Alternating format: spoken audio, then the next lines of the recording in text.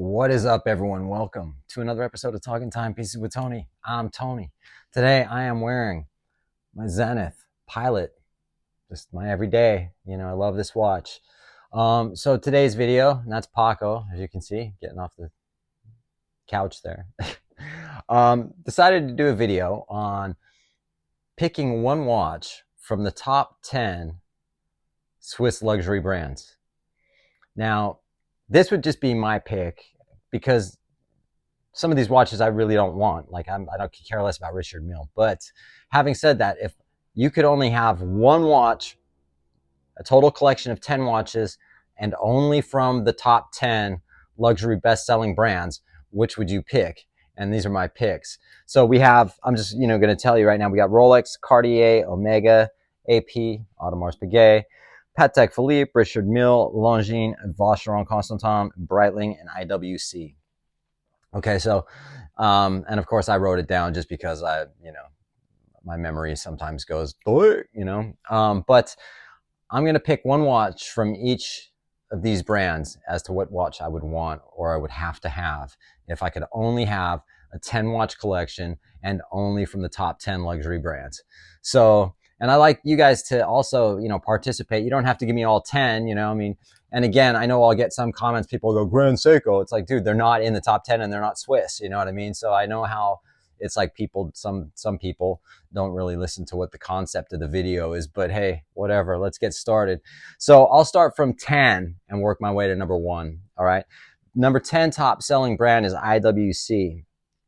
And I would go with the Portuguese or 40 millimeter with the salmon dial, small seconds. It's just a classy watch. It's a dress watch. I know they're known for some of their other watches, Mark 20 and their chronographs, the Top Gun, and all that. And some of those watches are relatively big, but the Portuguese or 40 millimeter is like the perfect size and the perfect dress watch.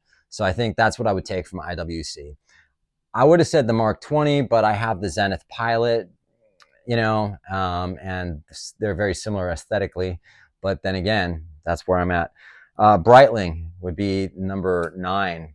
And, I'm not a huge Breitling fan, but if I was going to take a Breitling, I'd probably just go with the Superocean. I like the one with the blue dial. I think it's a fun watch, rubber strap, good sport watch, good everyday beater watch. So that's where I'd go with when it comes to Breitling.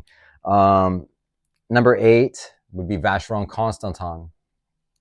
You guys all know that I'm a huge Vacheron Constantin fan. And there's so many watches in the VC line that I would want. But, considering that I've already taken a dress watch and a sport watch, I might just go with another dress watch because this watch is just so classy.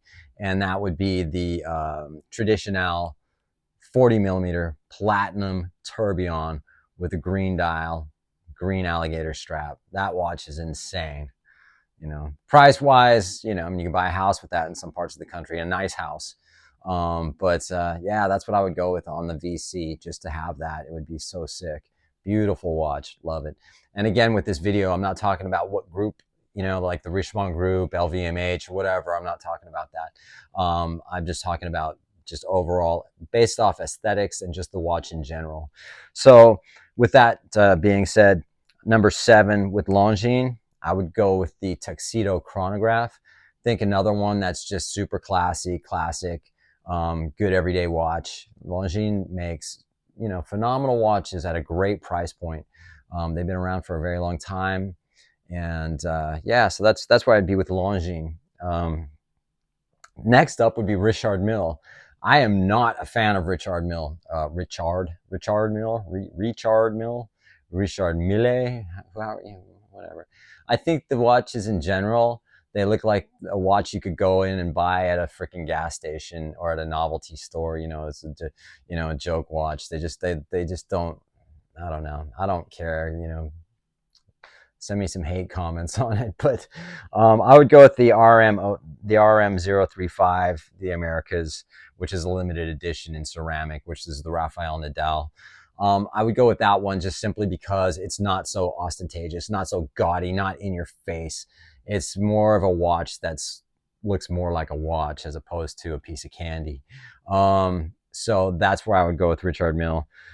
Next up, we've got Patek Philippe. And of course, with Patek, there's so many different Pateks I like as well. You know, everything from the 5119, but you know, in this case, I mean, in 5226G, you know, there's so many of them. But I think in this case, I would just go with the 5167A-001 black.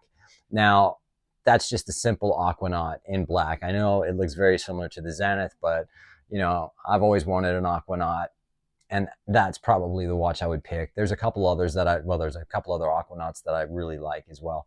But if it was really something that I would wear, then that's probably my best bet, because I like simplicity in watches and something that's just, you know, I like colors and things like that too, but I just like watches I can wear every day, and that feels like it would be an everyday watch for me. So there we are with Patek. Next up would be Audemars Piguet AP, right? Now, another brand I'm not so, you know, enthusiastic about. However, they are iconic. I get it. And I know the Code 1159 is not you know, a watch that a lot of people want, but I think they're doing some really good things with that watch as well. Some new watches that just came out. But I guess if I was really going to go for it, I'd just go with a Royal Oak with a green dial, 41 millimeter. You know, you just kind of can't beat it. It's the classic look for AP. Would I wear it? Probably not all that much, but that's the one I would pick. Next up is Omega. And, you know, I've had the S&P 300 and I've had a couple other Omegas, and I do like Omega. I don't hate on Omega. I think they make great watches. Don't get me wrong. But I go with the Silver Snoopy Award. You know, I love Snoopy.